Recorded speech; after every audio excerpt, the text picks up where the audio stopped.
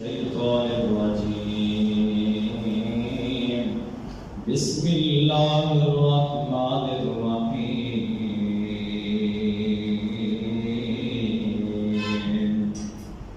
ولكل أمة جعلنا منسكا ليذكروا اسم الله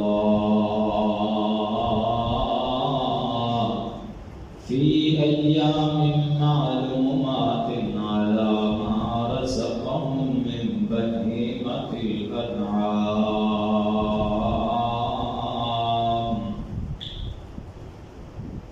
فكلوا منها من بهيمة الأنعام فإلهكم إله واحد فله أسلموا وبشر المخبتين.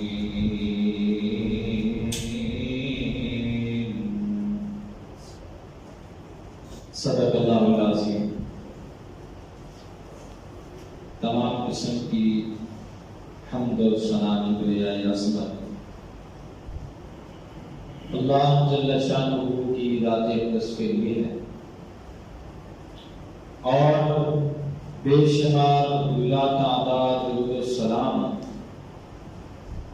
آقائے دو جہاں جناب محمد رسول اللہ صلی اللہ علیہ وسلم کی بابرکت ذات کے لیے. حضرات،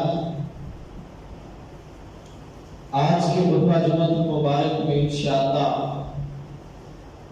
فضائل عشرہ ذی الحجہ اس کے متعلق کچھ گفتگو کروں گا اور اس فضیلت والے عشرے میں کیا کام کیے جائیں، کون سے اعمال کیے جائیں، اس کے متعلق گفتگو ہوگی انشاءاللہ. تو آئیے سب سے پہلی بات، یہ دن ذی الحجہ کے جو ابتدائی 10 دن ہیں، 10 راتیں ہیں، بہت ہی اللہ رب العزت کی طرف سے عظمت، شان اور فضیلت لے کے آئی. اللہ رب العزت نے انسان کے لیے دنیا میں بہترین مقام حاصل کرنے کے لیے، آخرت میں اللہ رب العزت کی جنت حاصل کرنے کے لیے یہ دن انسان کو مہیا کیے اور اللہ رب العزت اپنی رحمت کے ساتھ گاہے بگاہے انسان کے لیے ایسے دن اور ایسے ایام مہیا کرتا رہتا ہے کہ جن ایام میں تھوڑے اعمال کرتے ہوئے زیادہ ثواب لے سکیں، زیادہ مقام حاصل کر سکیں. انہی ایام میں سے یہ 10 ایام ہے کہ جن کے بارے میں خالق کائنات مالک السماء نے خود اعلان فرمایا والفجر ولیال عشر، قسم ہے فجر کی اور قسم ہے ان 10 راتوں کی. مفسرین نے لکھا ہے کہ ان 10 راتوں سے مراد ذی الحجہ کی ابتدائی 10 راتیں ہیں. ذی الحجہ کی ابتدائی 10 دن، یہ دن رات اس قدر افضل ہے کہ نبی کریم صلی اللہ علیہ وسلم نے فرمایا افضل ایام الدنیا ایام العشر. اس کائنات میں، ساری کائنات کے جتنے بھی دن ہیں، ان تمام دنوں میں سب سے افضل ترین دن یہ 10 دن ہیں. اور بعض محققین اور بعض ائمہ نے اس پہ پھر بات کی کہ رمضان مبارک میں بھی ہم بڑے فضائل پڑھتے ہیں، سنتے ہیں، اور ذی الحجہ کے ابتدائی 10 دن ان کے بھی بڑے فضائل ذکر کیے گئے ہیں. تو پھر دونوں میں ذرا تھوڑا سا کمپیریزن کر کے بتائیے کہ رمضان کے دن افضل ہے، رمضان افضل ہے یا یہ ذی الحجہ کے 10 دن افضل ہے؟ تو تمام دلائل کو مد نظر رکھتے ہوئے، دیکھتے ہوئے اس بات پر اتفاق کیا گیا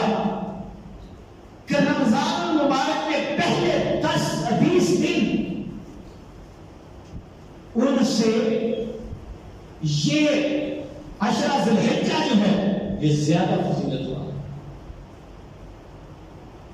اور رمضان المبارک کا آخری عشرہ ان کی 10 راتوں میں چونکہ لیلۃ القدر آتی ہے، اس وجہ سے آخری عشرے کی فضیلت رمضان کی زیادہ ہے، اور باقی دنوں اور راتوں کے اعتبار سے ذی الحجہ کا یہ 10 دن جو ہے یہ زیادہ فضیلت والا ہے۔ بہرحال رمضان کی اپنی فضیلت ہے، ذی الحجہ کی اپنی فضیلت ہے،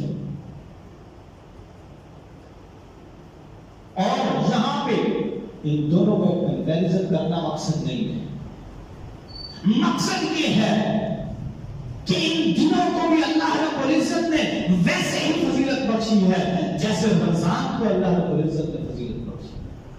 اگر رمضان میں ہمارے اندر اعمال کرنے کی جستجو پیدا ہوتی ہے، نیکی کرنے کی جستجو پیدا ہوتی ہے، اللہ کی رحمت کی امید ہوتی ہے، تو اسی طرح ہمارے لیے ذی الحجہ کے دنوں میں بھی ہونی چاہیے، جن کو ہم اپنی معمولی زندگی میں معمول کے مطابق گزار دیتے ہیں اور ہمیں اس کی قدر اور قیمت کا پتہ ہی نہیں ہوتا۔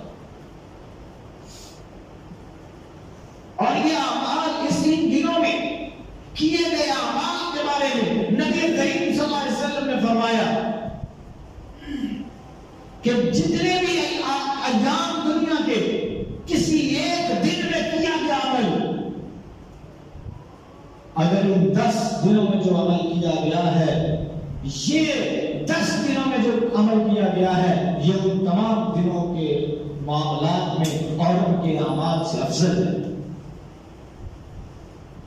افضل من العمل فی هذه، صحابہ کرام رضوان اللہ علیہم اجمعین نے پوچھا یا رسول اللہ، عام دنوں میں کیا گیا جہاد بھی اس سے افضل ہے؟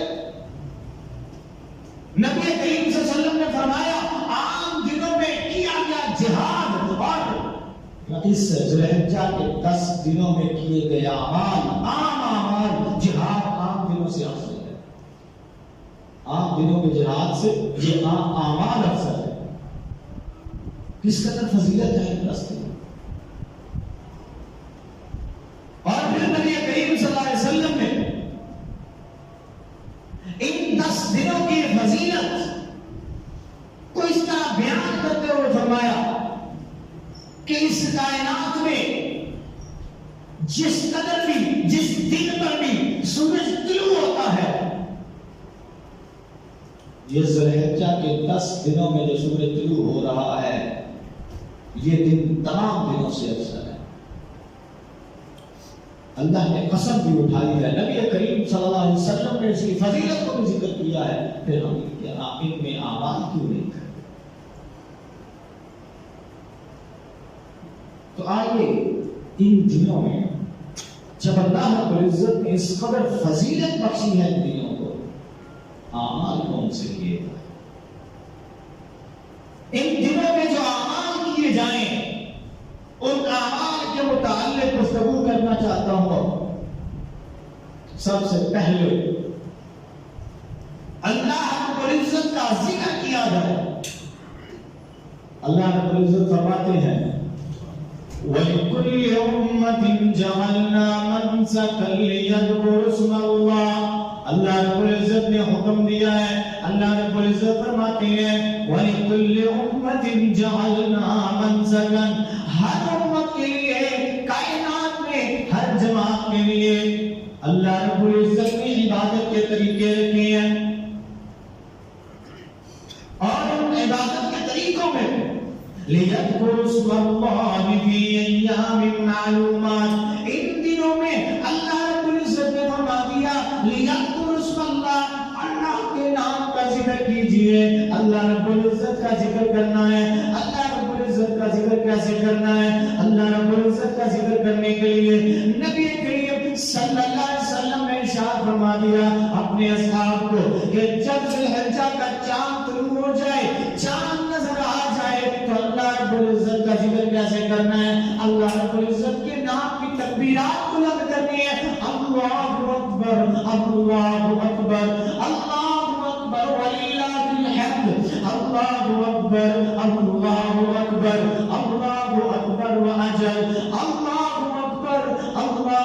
اکبر کبیرا والحمد للہ کثیرا وسبحان اللہ بکرۃ واصیلا. یہ تکبیرات پڑھنی ہے. تکبیرات پڑھتے ہوئے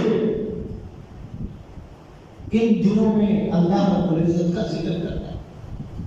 اور صحابہ کرام رضوان اللہ علیہ مجمعین جب یہ دن ہوتے، جب ان دنوں میں اللہ رب العزت کا ذکر کرتے تو اس انداز سے کرتے. صحابہ کرام رضوان اللہ علیہ مجمعین میں حضرت عبداللہ بن عمر رضی اللہ تعالیٰ عنہ وہ باہر نکل جاتے، بازار میں نکلتے، بازار میں نکل کے اونچی آواز سے لوگوں سے یہ بات کہتے اور اللہ رب العزت کی تکبیرات کو بلند کرتے کہ اس وجہ سے کہ لوگ حضرت عبداللہ کی آواز کو سن کر تکبیرات بلند کریں اور میں رغبت پیدا ہو جائے. حضرت عبداللہ رضی اللہ تعالیٰ عنہ یہ عمل کیا کرتے تھے اور دیگر اصحاب بھی. اور ہمارے یہاں کیا ہے؟ پہلی بات ہے ہم تکبیرات الا ماشاءاللہ چند افراد، زیادہ تر افراد کو پتہ ہی نہیں ہے کہ ان دنوں میں تکبیرات پڑھنی ہے. اور اگر جن کو پتہ بھی ہے ان کو یاد نہیں رہتا کہ پڑھنی ہے، اور جن کو یاد نہیں رہتا ہے پڑھنی ہے اور پھر اونچی آواز سے وہ پڑھتے نہیں، خود ہی اپنے آپ میں پڑھ کے چلو یہ ٹھیک ہے. جبکہ رحمت دلائی ہے. اور صحابہ کرام رضوان اللہ علیہ مجمعین فرماتے نبی کریم صلی اللہ علیہ وسلم نمازوں کے بعد اونچی آواز سے تکبیرات پڑھا کرتے تھے.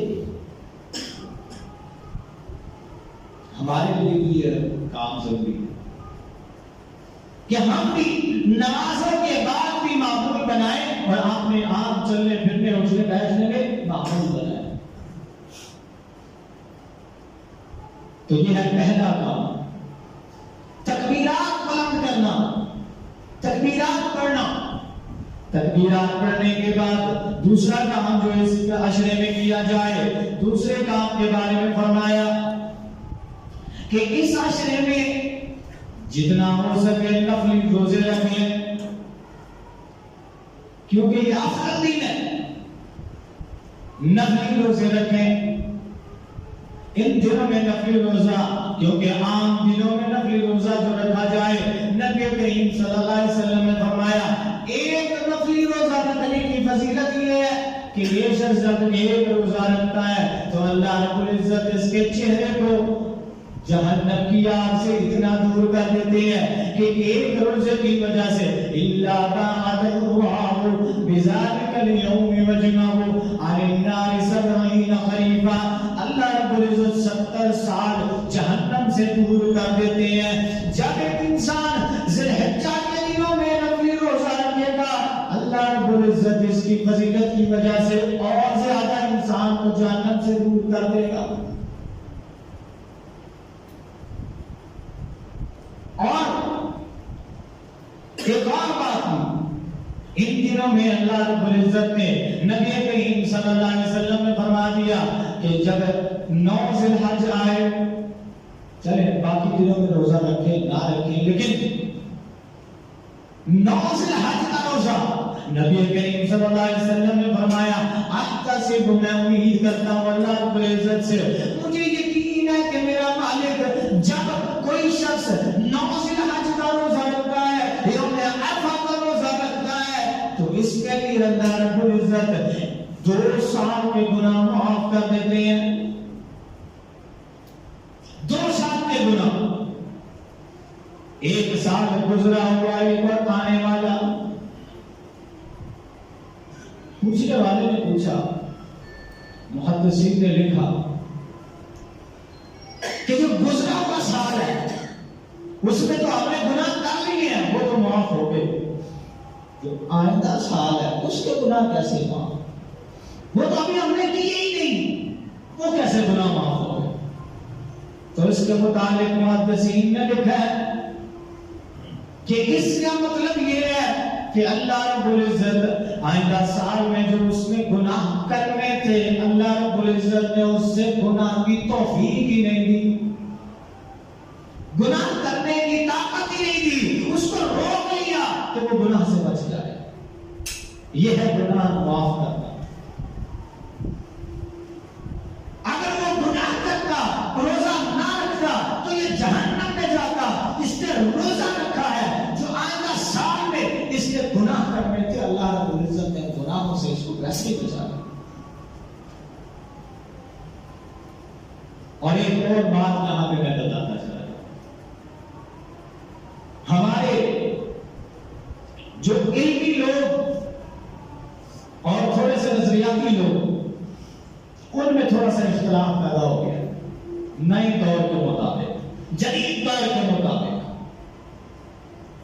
وہ کیا؟ کچھ کہنے لگے جناب عرفہ کا روزہ رکھنا ہے تو اس کا مطلب یہ ہے جس دن حاجی عرفات میں ہو اس دن روزہ رکھا جائے۔ آپ کے علاقے میں جو بھی تاریخ بنتی ہے وہ کوئی بات نہیں، کیوں؟ کیونکہ جدید ذرائع موجود ہیں، اس وجہ سے اب پتہ چلتا ہے کس دن حاجی عرفات میں اور کس وقت کیا ہو رہا ہے، ایک ایک منٹ کی خبر پہنچتی ہے ساری چیزیں۔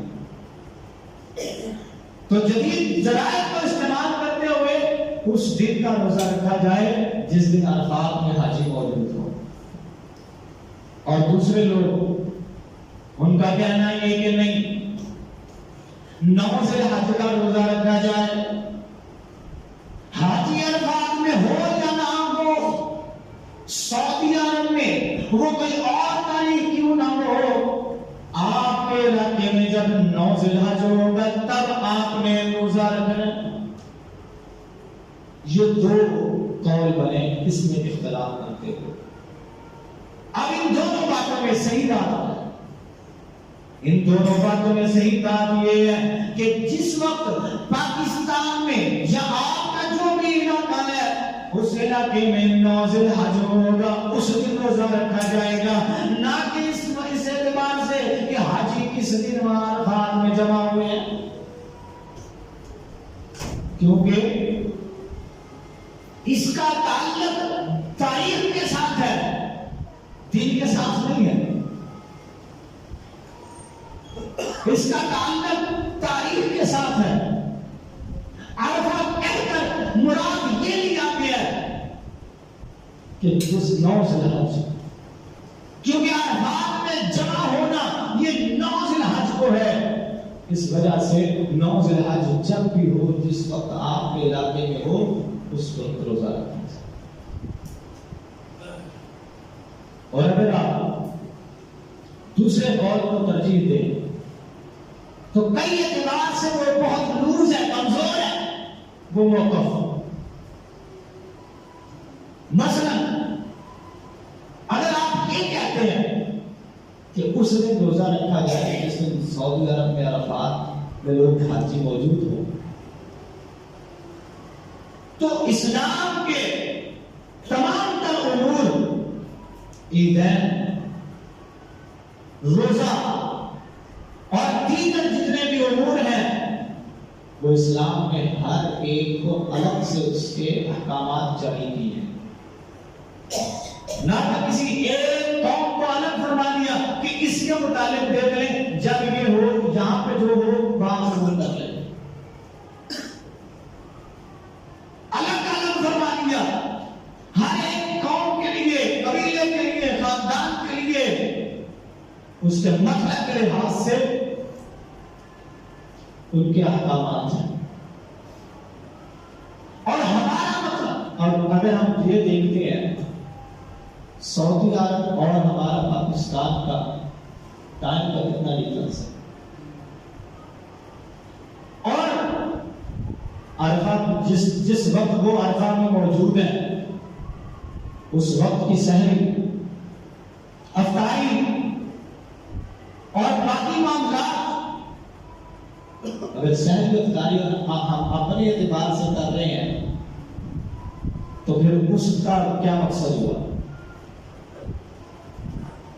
تو بہت سارے کلیش اور بہت ساری باتیں سمجھ آتی ہیں کہ یہ موقف کمزور ہے، یہ موقع درست نہیں ہے کہ جس دن عرفات میں حاجی موجود ہو اس وقت بس روزہ رکھا جائے. آج تو بڑے ذرائع موجود ہیں. نبی کریم صلی اللہ علیہ وسلم نے جب یہ پیغام جاری کیا، جب یہ حکم جاری کیا، اس وقت سے لے کر اور اس وقت تک ہے یہ کہ جب یہ ذرائع نہیں ہوں گے. تو اسلام ایک ایسا دین ہے جو ساری کائنات کے لیے ہے اور قیامت تک کے لیے بدلتا نہیں ہے. اللہ کے نبی علیہ السلام نے جو اس وقت فرمان جاری کیا اس وقت بھی وہی معنی ہے اور آج بھی وہی معنی، قیامت تک وہی معنی. اس وجہ سے 9 ذی الحج کا روزہ رکھنا ہے. اور 9 ذی الحج کے بارے میں کیونکہ 9 ذی الحج کو عرفات میں لوگ موجود ہوتے ہیں، ہمارے پاس ذرائع موجود ہے یا نہیں اس اعتبار سے نہیں دیکھنا. تو اس اللہ رب العزت ہمیں اس پر عمل کی توفیق عطا فرمائے اور اس کا جو اصل ثواب ہے، جو اجر ہے، اللہ رب العزت ہمیں وہ پانے کی توفیق عطا فرمائے. اور بعض نے پھر اس اختلاف کے پیش نظر یہ کہہ دیا کہ آپ سارے روزے رکھ لیں، جس دن کا عرفات کا ہوگا وہ پھر اللہ قبول کر لے گا. اگر آپ کے دل کو تسلی نہیں ہوتی تو آپ رکھتے جائیں سارے 10 دنوں کے روزے. بہرحال نبی کریم صلی اللہ علیہ وسلم نے اس دن کی اور اس 10 دنوں کی فضیلت کو ذکر کیا ہے اور اس میں روزہ 9 ذی الحج عرفات کا روزہ جو ہے اس کو فضیلت اللہ رب العزت نے بخشی. اس کے بعد یہ 2 کام ابھی ذکر کیے ہیں، ایک تکبیرات پڑھنا، دوسرا نفل روزے رکھنا. تیسرا کام ان دنوں میں، یہ فضیلت والے دنوں میں تیسرا کام یہ ہے کہ زیادہ سے زیادہ نوافل نفلی عبادت کی جائے. جس قدر ہو سکے اللہ رب العزت نبی کریم صلی اللہ علیہ وسلم نے فرمایا ان دنوں میں آپ نفلی روزہ رکھنا وہ 1 سال کے روزہ رکھنے کے برابر ہے، اور ان دنوں میں نماز پڑھنا 1 سال کی نماز پڑھنے کے برابر. نفلی نماز ادا کرنا، نوافل ادا کرنا، یعنی اس قدر فضیلت ہے ان اعمال کو. نبی کریم صلی اللہ علیہ وسلم کے پاس ایک صحابی آیا، آپ نے پوچھا یا رسول اللہ علیہ وسلم میں آپ کا ساتھ پانا چاہتا ہوں، قیامت کے دن مجھے آپ کا ساتھ مل جائے. نبی کریم صلی اللہ علیہ وسلم نے فرمایا علیک بکثرۃ السجود، زیادہ نوافل پڑھ، نفلی عبادت کر. اور اللہ رب العزت نے اعلان فرمایا اے نبی کریم صلی اللہ علیہ وسلم ان لوگوں کو بتا دو من عادانی ولیا فقد آذنتہ بالحرب. اللہ رب العزت نے یہ فرما دیا ہے کہ جو شخص میرے دوست کے ساتھ دشمنی رکھتا ہے اس نے میرے ساتھ اعلان جنگ کر لیا ہے. اور اب آگے بتا دیا میرا دوست بننا کیسے ہے، میرا دوست کیسے بنا جائے گا. اللہ رب العزت نے ثابت فرما دیا ان اللہ کہ بندہ جب اللہ رب العزت کا قرب حاصل کرنا چاہتا ہے تقرب الیہ عبدی بشیء، اللہ رب العزت کا قرب جب حاصل کرنا چاہتا ہے تو وہ فرائض ادا کرتا ہے. اللہ رب العزت نے جو فرض چیزیں اس پہ کی ہیں، نماز فرض پڑھتا ہے، روزہ فرض رکھتا ہے اور اس طرح دیگر جتنے بھی فرائض ہیں وہ پورے کرتا ہے. جب فرائض پورے ہو جاتے ہیں تو اس کے ساتھ فرمایا انہی چیزوں کے نوافل ادا کرتا ہے تو میں اس کا قرب حاصل کر لیتا ہوں. بندہ اللہ رب العزت کے قریب ہو جاتا ہے نوافل کے ذریعے، اللہ کا قرب ملتا ہے. اور پھر نبی کریم صلی اللہ علیہ وسلم نے فرمایا، اللہ رب العزت فرماتے ہیں کہ میں ایسے شخص کے لیے اتنا قریب ہو جاتا ہوں کہ اس کے ہاتھ پاؤں، اس کی آنکھ، اس کے کان، اس کے تمام اعضاء پر صرف اللہ کا حکم چلتا ہے، صرف اللہ کا حکم چلتا ہے. یعنی اس قدر اللہ کی محبت اس پہ غالب آ جاتی. کوئی نوافل جتنے زیادہ ہو سکے نوافل پڑھے. ہم تو فرائض بھی پڑھتے جیسے عام دنوں میں تھے ویسے ہی ان دنوں میں ہمارے معاملات چل رہے ہیں. اللہ رب العزت نے فرمایا فَلَا تَظْلِمُوا فِيهِنَّ أَنفُسَكُمْ.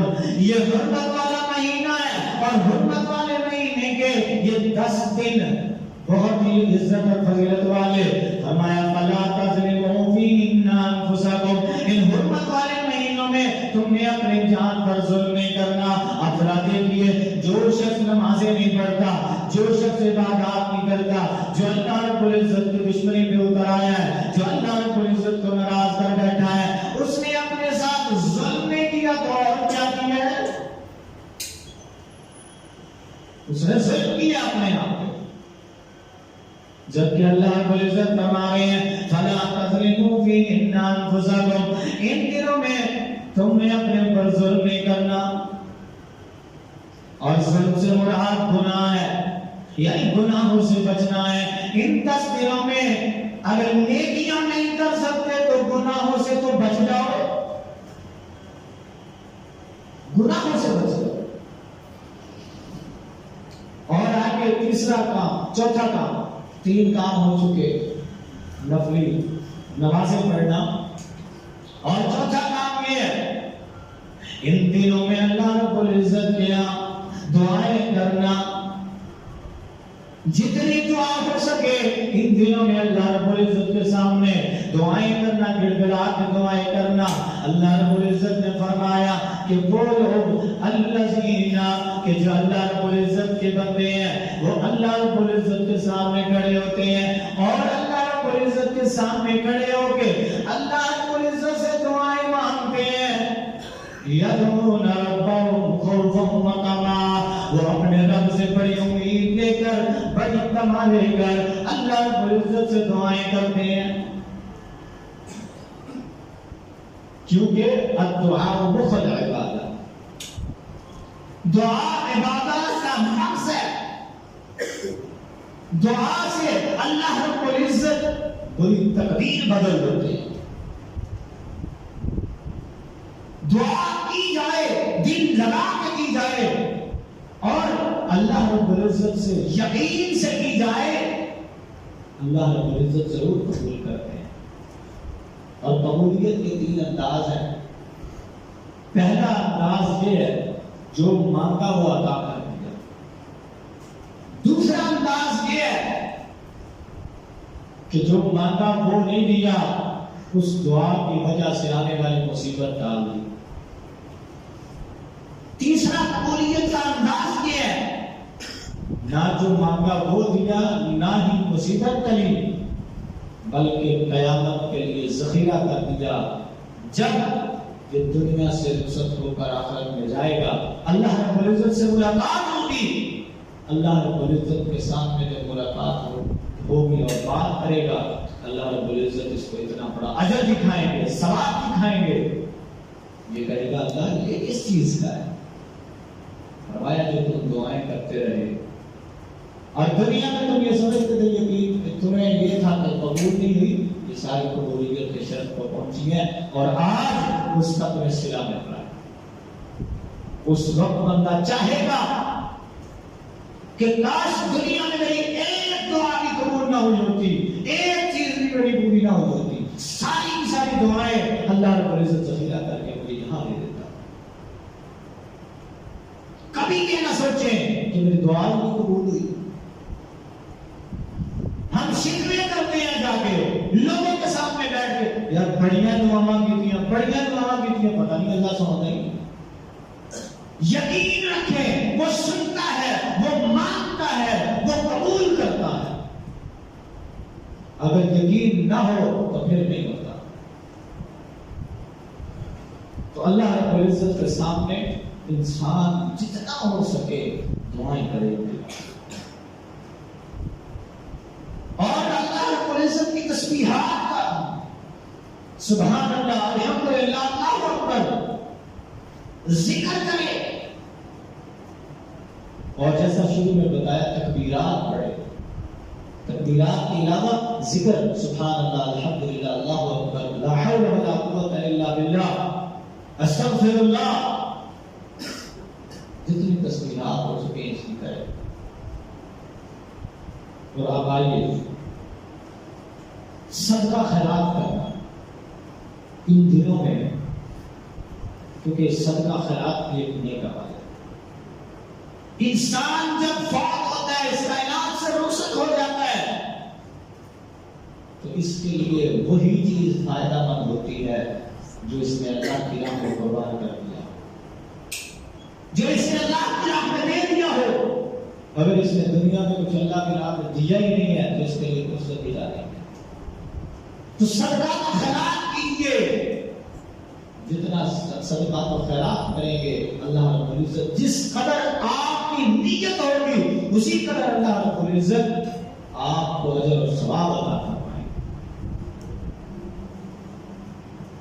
ان کاموں کے بعد ایک کام اور ہے جو ہم خود کرتے ہیں ان دنوں میں، اور وہ یہ ہے قربانی کی تلاش۔ ہم قربانی تلاش کرتے ہیں، قربانی کے لیے، قربانی کا جانور لینے کے لیے جاتے ہیں۔ تو قربانی کا جانور لینے کے لیے چند باتوں کا خیال رکھنا ضروری ہے۔ نبی کریم صلی اللہ علیہ وسلم نے کیا ارشاد فرمایا کہ جس جانور کو اللہ رب العزت کے سامنے پیش کر رہے ہو اس میں چند باتیں ہونا ضروری ہے، یا چند عیوب سے پاکیزہ ہونا ضروری ہے۔ اور وہ کون کون سے ہیں؟ نبی کریم صلی اللہ علیہ وسلم نے فرمایا اربع لا تجوز فی الاضاحی، چار قسم کے جانور ایسے ہیں، چار ایسے ہیں جس جانور میں ان میں سے کوئی بھی عیب ہو اللہ رب العزت قربانی کے لیے قبول نہیں کرتے۔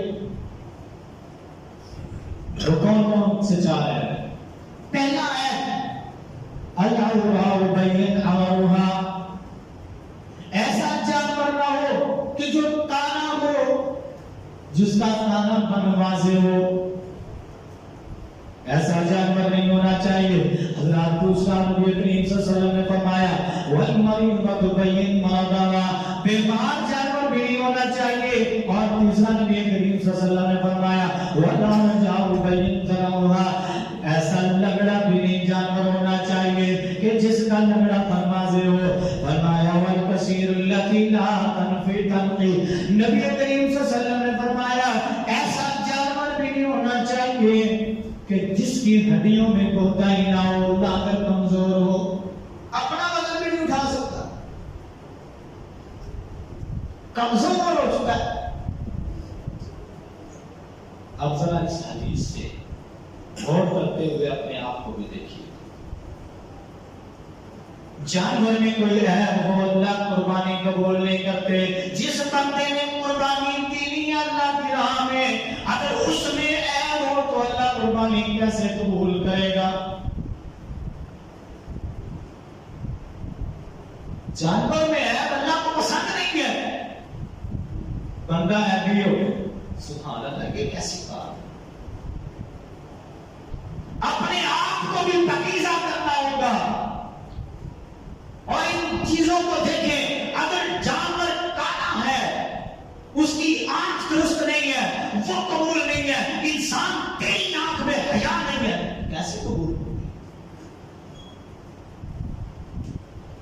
اور اگر جانور بیمار ہے، اس کی قربانی قبول نہیں، اور انسان کا دل بیمار ہو،